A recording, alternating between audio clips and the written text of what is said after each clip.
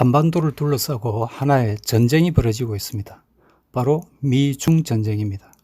포성도, 포연도 없는 전쟁인데 이 전쟁이 앞으로 어떻게 진행될지 예단은 할 수 없습니다. 그러나 한반도의 정세 균형과 우리 국민들의 삶에 커다란 영향을 미칠 것입니다. 즉, 우리가 자유인의 삶을 이어가는 것이 가능할 것인가, 아니면 노예의 길로 들어갈 것인가. 우리의 관심은 지금 이 전쟁이 한반도, 우리의 삶에 어떤 영향을 줄 것인지가 궁금합니다. 그런데 이 전쟁의 한편에 있는 중국이라는 나라가 존재한다는 점, 그리고 전쟁 전의 상황과 향후 한반도인에게 미칠 영향을 생각해 보면 135년 전 이 땅에 있었던 청일전쟁과 그 맥락에서 비슷한 점이 많이 있는 것 같습니다. 우리가 전쟁의 당사자가 아니면서 그 피해 또는 이득을 볼 수 있는 상황, 이런 것도 너무 닮았습니다. 전쟁을 맞게 된 국내의 상황도 비슷한 점이 아주 많습니다. 그래서 135년 전에 있었던 청일전쟁이 지금의 전쟁과 같은 점과 다른 점을 알아보면서 지금 미중전쟁의 경과와 결과를 짐작이나마 해 보려고 시도해보고 우리는 어떤 대비를 해야 할 것인지 생각해 보려고 합니다. 그래서 역사는 반복된다고 할 수 있는지, 역사에서 배워서 더 나은 길을 찾을 수 있는 것인지, 그래서 지금의 전쟁에서 우리에게 가장 나은 길을 찾아보는 것도 할 수 있을 것인지 알아보겠습니다. 하지만 전쟁이 어떤 형태로 전개될지 역사를 그대로 적용할 수는 없을 것입니다. 포성이 일어나는 형태로 발전할지, 무역 분쟁에서 종료될지, 그리고 지금 이후로는 135년 전과는 전혀 다른 맥락이 될 가능성도 없지 않습니다. 그러나 전쟁에 들어간 현재 상태까지가 비슷한 맥락이 많기 때문에 과거를 참고해 보는 것도 의미가 있어 보입니다. 이 전쟁은 어떤 형태가 되든 한반도를 뒤흔드는 상황은 틀림없을 것이기 때문에 우리가 각별히 주시해야 할 것 같습니다. 얘기는 전후 두 파트로 나누어서 해보겠습니다. 첫 파트에서는 전쟁의 전체 양상을 지금과 135년 전의 것과 비교해보고, 두 번째 파트에서는 전쟁의 와중에 있는 조선과 지금의 대한민국 상황에서 닮은 점이 많다는 점, 그래서 같은 점과 다른 점을 분석해 보겠습니다. 먼저 전쟁 당사자입니다. 중국이 한편에 있다는 것이 135년 전과 지금이 같습니다.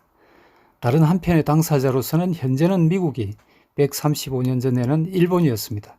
지금은 일본이 직접 전쟁 당사자에서 한 발 물러나 있습니다. 135년 전에 일본은 서구의 자유 이념과 시장 경제를 받아들이고 있던 국가였습니다. 미국과 일본 두 나라는 태평양이라는 소통의 공간을 공유하는 해양 국가이고, 중국은 닫힌 대륙 국가입니다. 지금의 중국은 인권과 자유와는 거리가 먼 전체주의 체제인 반면에 지금의 미국은 세계의 자유와 시장 경제를 이끌고 있는 국가입니다. 전쟁이 어떻게 시작되었나를 알아보겠습니다. 현재의 미국과 135년 전의 일본은 각각 둘 다 중국이 선제 공격을 당했다는 점에서 공통점이 있습니다. 한국과 북한은 한반도 국가로서 지금의 미중 전쟁에서 직접적인 당사자는 아닙니다. 다만 미국 지식인들 중에서 북한에 대한 미국의 압박은 미중 전쟁의 부분 집합으로 보는 시각도 있습니다.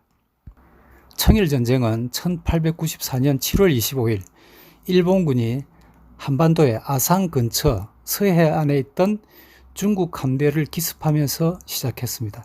일본은 이보다 이틀 앞서서 경복궁을 침입해서 고종을 연금 상태로 만들고 조선 조정에 새로운 내각을 짰습니다. 이는 사실상 일본이 조선을 침공한 사건으로 전쟁으로 기록하는 역사서도 있습니다. 이른바 조일전쟁으로서 청일전쟁의 부분 집합이라고도 할 수 있습니다. 문제는 조선이 삽시간에 왕궁을 점령당하고 상황이 종료된 것입니다. 미중전쟁은 작년 2018년 3월 22일 미국이 중국으로부터 수입하는 상품 중에서 500억 내지 600억 달러에 대한 상품에 대해서 관세 부과를 조사할 것을 대통령이 요구함으로써 시작됐습니다. 이 전쟁은 그 이후에 미국이 중국의 다른 상품군에 대해서도 단계적으로 관세 부과를 확대함으로써 진행 중입니다. 전쟁 개시 후에 지금 1년 반이 지났는데 현 시점에서 미국에 의해서 관세 부과되는 중국산 수입품은 10월이 되면 모든 품목으로 확대됩니다. 전선은 확대되고 있는데 미국의 트럼프 대통령은 서두르지 않는 모습입니다. 그렇지만 최근 들어서 중국에 대해서 더욱 강경한 자세를 보여주고 있습니다. 그러면 전쟁을 걸은 측에서 왜 전쟁을 시작했는지 알아보겠습니다. 135년 전에 청일전쟁은 직접적으로 한반도에 대한 지배권을 누리던 중국을 몰아내기 위해서 일본이 노골적으로 도전한 전쟁이었습니다. 한반도를 중국의 영향권에 넘겨주고 있던 일본이 그것을 역전시킬 기회로서 바라던 전쟁이었습니다. 결국 전쟁이 시작되자마자 중국은 일본에 이어서 조선 조정에 대한 지배권을 상실했고 9개월간의 전쟁이 종료된 후에는 조선으로부터 완전히 축출당했습니다. 조선은 개전이 되자마자 일본에 의해서 장악되면서 일본의 강요에 의해서 내정 개혁을 추진하게 됩니다. 또한 중국은 거대한 전쟁 배상금을 일본에 지불함으로써 청나라 몰락의 길로 한 걸음 다가가게 되었습니다. 얼마 지나지 않아서 의화단 사건이 일어났고 외국 세력에 의해서 나라가 찢기는 상황으로 몰리게 됐습니다. 2018년 처음 트럼프 대통령이 중국에 관세 부과를 시작했을 때는 미국이 단순히 무역 적자 해소를 목적으로 중국을 공격한 것으로 보여졌는데 그렇지만 시간이 가면서 사태는 중국의 불공정한 대미 무역 거래 관행에 대해서 개선하라는 요구를 하는 것을 벗어나서 중국에 의해서 미국의 지적재산 도둑질하는 것 그리고 그것을 탈취하는 시도를 근절시키려는 것으로 여겨졌고 전쟁은 확대돼 갔습니다. 2018년 10월 8일 미국의 마이크 펜스 부통령은 허드슨 연구소에서 연설하면서 중국의 횡포를 무역뿐만 아니라 다른 분야에 관해서도 세세하게 설명을 했습니다. 따라서 이 전쟁은 무역 분야에만 국한될 이슈가 아니라는 것을 분명히 짐작할 수 있게 해주고 있습니다. 그러나 이 전쟁이 미칠 영향은 전쟁 당사국뿐만이 아닙니다. 우리의 한반도는 물론 동아시아 전체를 뒤흔드는 결과를 가져올 수 있을 것입니다. 대한민국과 한반도에 사활을 걸고 핵 위협을 하고 있는 북한, 김일성 사교체제의 존속 여부가 달려 있습니다. 또 그로 인한 대한민국의 정치 구도와 체제에까지도 영향을 줄 수 있는 사건이라고 생각됩니다. 중국은 북한이 핵과 미사일로 세계를 위협하는 배후에 있는 괴물이었습니다.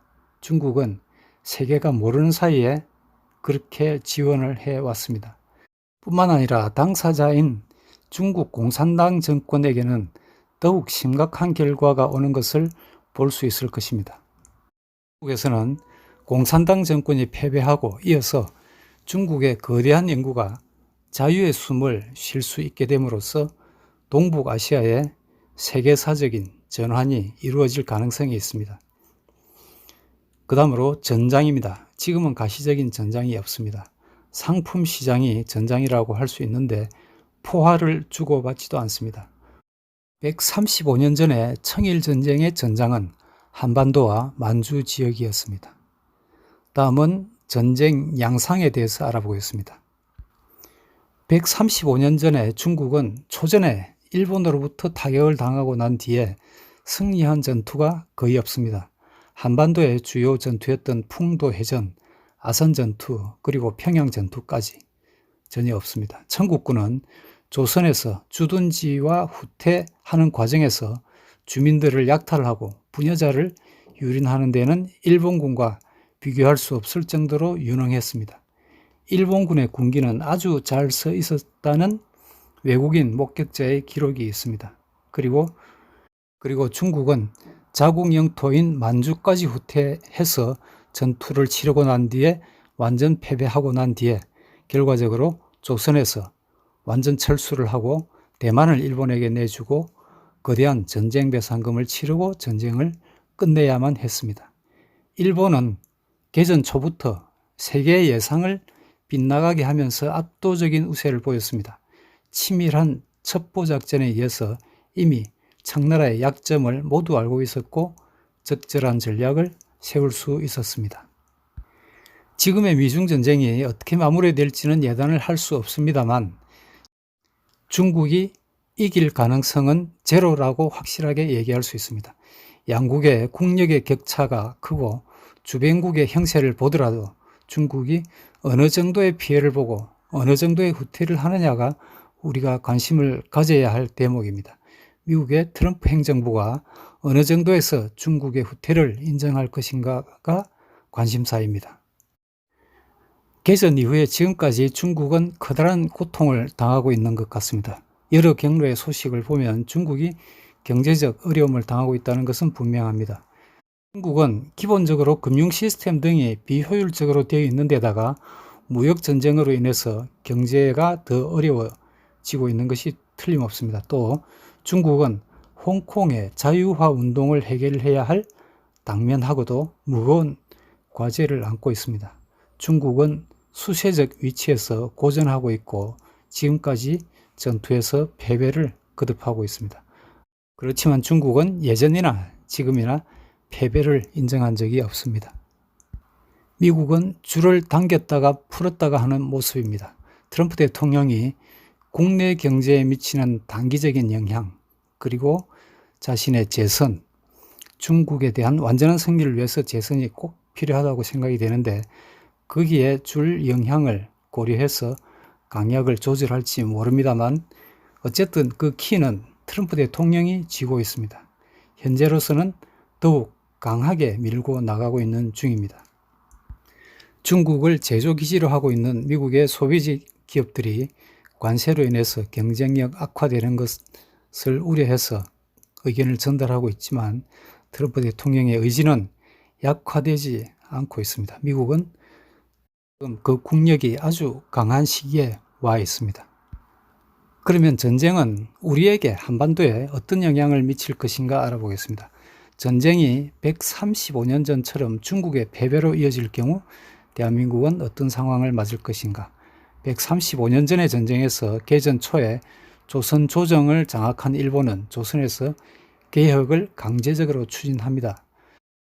당시 조선에서 가장 유능한 인재들로 내각을 구성하고 개혁 프로그램을 강요했습니다. 그리고 앞으로 나아갔습니다. 그렇지만 쉽지 않았습니다. 내각은 바뀌기를 거듭했고 민씨 정권의 수구 세력은 저항을 이어나갔습니다. 결국 종전한 그해 1895년 10월 8일 민비가 살해되는 사태까지 이어졌고 일본의 개혁 노력도 추진력을 상실하게 됩니다. 조선인의 저항이 그만큼 컸다는 겁니다. 지금 전쟁이 중국의 패배로 끝난다면 대한민국에서도 135년 전과 같은 개혁의 기회가 올지 모릅니다. 이 부분은 전쟁 전후에 조선과 대한민국의 사정을 보면서 다시 얘기해 보기로 하겠습니다. 일단 여기서 중단하고 이어지는 새 영상에서 계속 하도록 하겠습니다.